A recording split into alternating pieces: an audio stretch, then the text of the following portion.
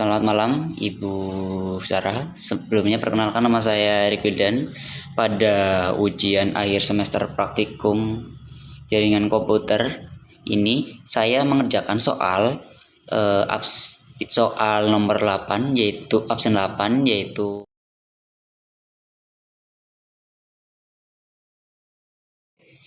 IGRP dan redistribusi. Mari kita perhatikan suatu jaringan ini. Oke, cek. Fundamental dari topologi saya bangun terbagi menjadi dua otonom. Di sebelah kiri area biru A1500 memiliki pusat kontrol, dan di sebelah kanan area ungu adalah AS2500 memiliki area lapangan. Keduanya saya konfigurasi menggunakan rentan publik AS number. Untuk IP address saya menerapkan metode FLSM di mana segmentasi end user menggunakan prefix per 24, sementara link point to point antar router menggunakan prefix per 30 untuk efisiensi ruang IP.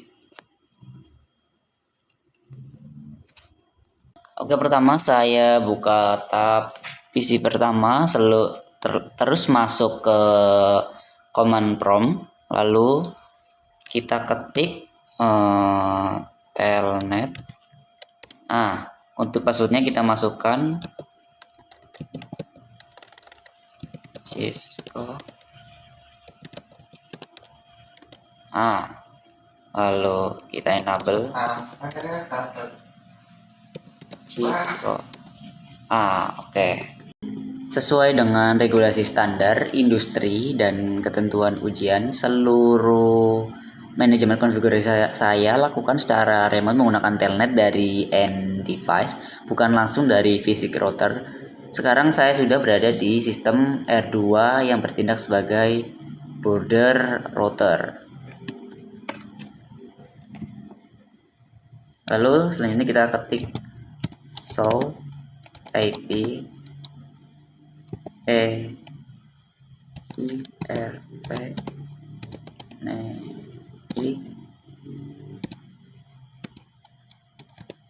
force.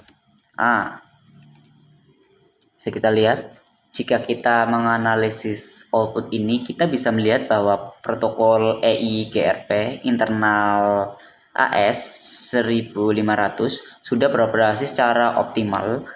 Router ini telah membentuk adjacency atau hubungan ketetanggaan dengan router internal R1. Selanjutnya kita verifikasi BGP dan bukti redistribusinya. Kita ketik show IP BGP summary.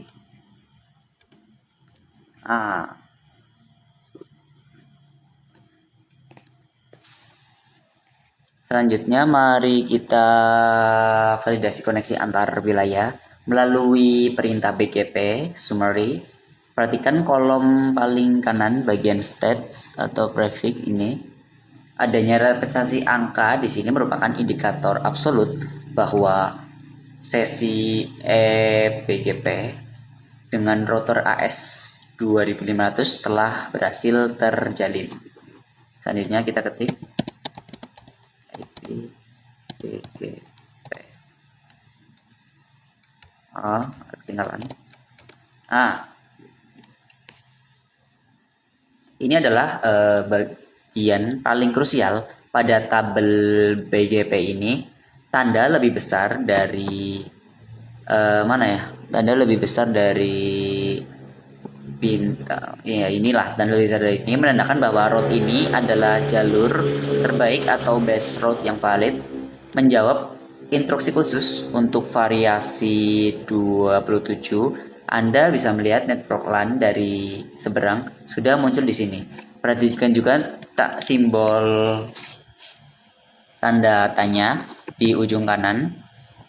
Simbol ini menghasilkan status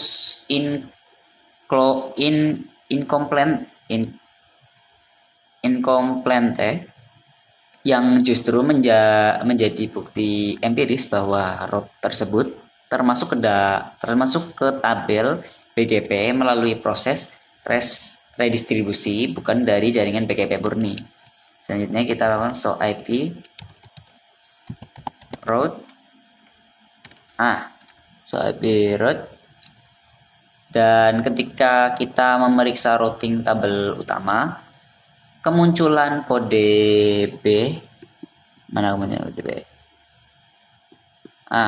Kemunculan kode B mengonfirmasi bahwa root dari autonomous sistem tetangga telah sukses terjalin di injeksi dan siap digunakan untuk pengiriman data. Selanjutnya kita coba uji konektivitas ping. Kita coba keluar dari telnet dan kembali lagi. Kita coba ping 10 25 0 10.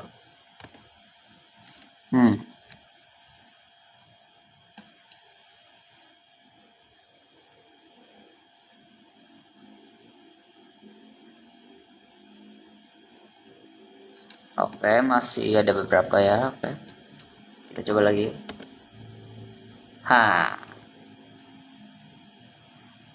Sebagai verifikasi akhir dari kapabilitas jaringan, saya melakukan ping end-to-end dari PC pusat kontrol ke PC lapangan. Seperti yang kita saksikan, reply berhasil diterima, membuktikan bahwa jarak komunikasi dua arah telah terhubung sempurna.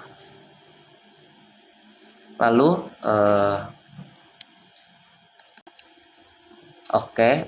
selanjutnya kita keluar.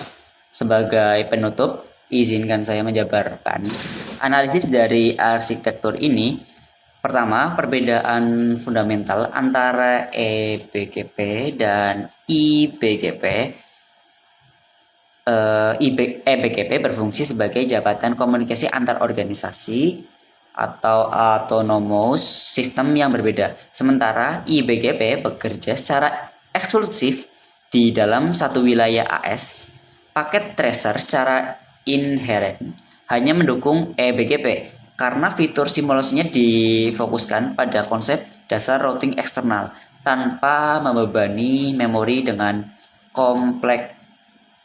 kompleksitas sinkronisasi full mesh yang dituntut oleh iBGP. Kedua, esensi dari redistribusi protokol routing ini layaknya entitas yang berbicara dengan bahasa berbeda. EIGRP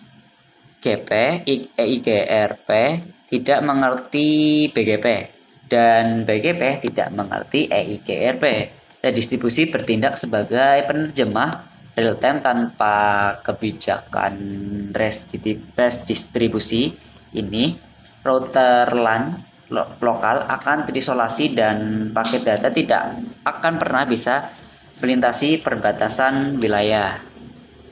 Terakhir, peran R2 dan R3 sebagai border router mereka adalah titik tumpu infrastruktur ini. Infrastruktur ini mereka menjalankan tugas ganda mengelola lalu lintas EIGRP di sisi domestik dan secara stimulan menjaga diplomasi pertukaran root BGP di sisi internasional. Mungkin itu saja yang dapat saya sampaikan. Demikian laporan implementasi jaringan dari saya. Jika ada salah kata tutur kata, saya minta maaf dan terima kasih.